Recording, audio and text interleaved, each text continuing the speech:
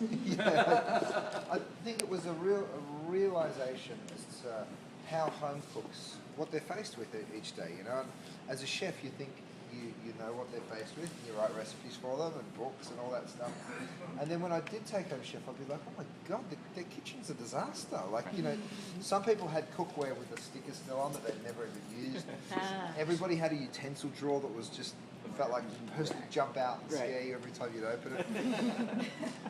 Little cutting boards, blunt knives, you know, and also I thought there's a real lack of confidence in the kitchen. So then I'd spend the day with them and I'd say, this is how you cut an onion and this is how you boil water, and you know, just sort of step by step.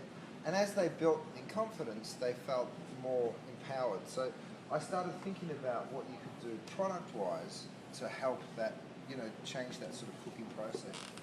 And we came up with a bunch of stuff, and some of this demonstrates it a little bit, like the spoon rest that hold water, so every time you go to stir your sauce, you don't put it on a normal spoon rest and it comes back funky and you've got to put it back in your sauce, you know. So that's, we call that the keep it clean. This was actually designed so it doesn't drip, so that's why the nozzle's so high in the air, because there's nothing worse than an oil can that's got oil all over, or a bottle for that matter that you're pouring from, and you're touching it with your grubby fingers. So that's those two. I came up with this, the bakers, so you can literally, as I explained to you while we're shooting, you can get under there nice and easily, because if you're trying to, if you've got four sides like that, you're trying to get that out of the oven with oven mitts, it's really quite difficult. And then the cookware, I just wanted to design something that was super hard, super durable, and just fits in your hand beautifully. So if you want to have a feel of the handle, it's, you know, some cookware really cuts into your hand after a while, and I sort of feel like you want, there you go. Well, it's funny, and for the anodized too, you know, I have an old Calphalon set that's awesome, but it must weigh at least double this. Right. You know what I mean? And that's kind of a pain in its own right. Like, this is so very light. for it's that really kind of hardness, and, and you know, it's not going to warp. Absolutely. Do you wash these or keep them seasoned? You can wash them. I wipe them out more often than not. You know, I don't put them in the dishwasher, and it doesn't bother me at all, because as soon as you finish cooking, you rinse it anyway before you stuff it in the dishwasher, and once you've rinsed it, it's ready to go back on the shelf, you know, back in the cupboard. So I love it. I also love cooking in stainless steel cookware, but I probably prefer cooking in this stuff because it's a lot simpler. And you know, you saw the sear that you get on the steaks and fish and all that stuff, so I don't really see the downside with it. Can you tell us about the bakeware? Absolutely. Yeah, it's beautiful, isn't it? The bakeware, again, it sort of comes from, to me, baking, there's two things you do. You do something where you want to get that brown, beautiful gold crispiness, but there's other things that you want to keep nice and moist and juicy on the inside, right? So what you usually do is cover stuff with foil, stick it in the oven, and then you take the foil off halfway through or three-quarters of the way through. So I thought if you can design this stuff with a lid, it solves that whole problem for you. And then of course you can take it off halfway. And then as I got more into it, I was like, you can design something that's really beautiful, that's serveware as much as it is bakeware. And that's kind of what this is. I didn't get to that 10 minutes, I thought, turned to about 45 seconds, but I had in a couple of these salsa and chips that, you know, I put on around my house, and I get all that organised before everyone comes, and then as people start to arrive, I just walk around and lift the lid off each thing, and then you've kind of got everything ready to go, you know. So I feel like it can really enhance the way you can entertain and cook for your family and all that stuff. See, I can explain it to you now when I'm calm and cool. It's a little bit different an hour ago. I was like, oh, Yeah, but you can do it again at 2 a.m., right? how much time have we got left? How many sets have we sold? Where's that gone? What was that experience like for you? Being first time? It was rad. I loved it. Yeah, it was really cool. It's like this incredible adrenaline rush. And I've done this stuff for years, you know. I've been on stages and in rooms and whatever. But there's nothing quite like being here. And you've got an objective, and it's to, you know, sell cookware or whatever it is that you've got in front of you. And it doesn't come naturally to me to sort of try and sell something, but I do love sharing my passion with people about food and about, you know, the type of ways that they can become a better cook, because I feel like most people love the idea of it, but kind of they get in their own way and they're like, oh, I don't think I can manage it, you know. Yeah, I'm understanding this, but that's the best way to present on HSN, really, is that you're the expert. That's your job, is to talk and show your passion and talk about what you're doing. It's the host or the job to sell the product. So Right. It's a nice mixture there. Yeah. You did good. Thank you. Yeah. Thank you. Yeah, no, it was fun. I loved it. I loved it. What do you like to do when you're not cooking?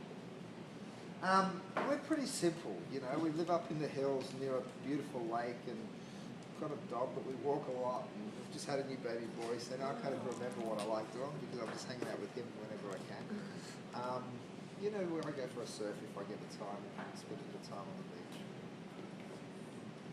When did you come up with the ideas for the handles on the mixing bowls like that? Because that Was- was that your idea, or was that? Yeah. Yeah.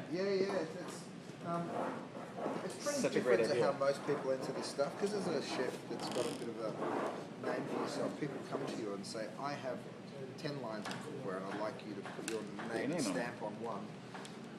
And I never wanted to do it. Like, I never wanted to endorse stuff and like be a paid spokesperson. Unless I A, really believed in it, or B, understood what it was all about. And the construction of all this stuff is so intense that it's almost impossible to figure it all out unless you go to the factories and you meet the manufacturers and all that stuff. So I constantly come up with ideas and speak to Harry, who is standing behind us over there. That's Harry. Yeah, it'd be a problem if you weren't the Harry. And I'd say to him, why doesn't someone develop, we've got this cool cutting board that's got a hole in the back that goes through to a stainless steel drawer, so you can peel your carrots and flick all the peelings in that hole, and it sort of acts as your waste. And then on the other side of the board there's 3 little cups that you can chop things up in and push it over, and then, you know. So I was like, why can't you design a board that has waste, storage and preparation all built into the same thing? And he's like, well, you can. You've got to tool up for it, you've got to do this, do that. So by sort of joining forces with him, I understood the manufacturing process, and he now knows how to cook. So we started this business together, and it's a really small, you know, it's been a really humble beginning, obviously, which is why it's so exciting for us to be here at HSN and speaking to such a wide variety of people about it. But I design it, I come up with the concepts and the ideas, and then, you know, Harry and I both sort of spend a fair bit of time in Asia where most of it's manufactured. Yep. Here we are. We just exhibited it for the first time at the Chicago Home Show. So yeah, it's been a lot of fun. And when you're designing your recipes, what are you thinking about? Are you thinking about cooking for your family? Are you thinking about a restaurant? Are you thinking about for a particular woman and what she needs? All of the above. You know, when people ask me what they should cook, I always say to them, what mood do you want to set? Like, what atmosphere do you want? And to me, food's so personal, and everything that you just asked is exactly how you should think of when you think what's for dinner tonight, you know, because it's who am I cooking for, what ingredients do they like, do I want it to be sharing and touchy-feely, or is it more formal, is there a reason behind it, or is it just so we can get a quick meal? And once you ask yourself all those questions, and you say, all right, well, these are the type of ingredients, this is the style of food that I want to serve, do I want to feel rich and warm and comforted, or do I want to feel light and, you know, all those sort of different things that you can achieve through food. And then you put together a bunch of recipes. So in that book, there's things like weekend lunches, which is having friends around, and there's also a chapter on something to eat on the sofa. So to me, food's all about your mood and what you're trying to, you know, how you're trying to put that frame around it. But you said with the chicken pot pie that you were trying to make it a little lighter. Do you think about that? Are you calorie conscious? Because women are calorie conscious. I'm pretty health orientated when it comes to my food, and I don't think it's necessarily calorie conscious. I can't even say the bloody word. But you know, it's certainly not. I want to be.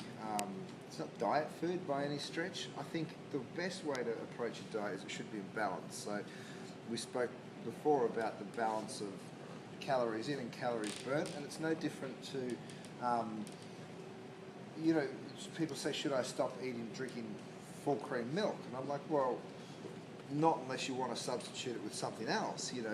And what ends up happening a lot with food is you take all the fat out and it leaves you wanting more, it leaves you missing something. Right. So then Yep. you fill up with sugar, you know, Right. which is what we find with a lot of yogurts and those kind of things.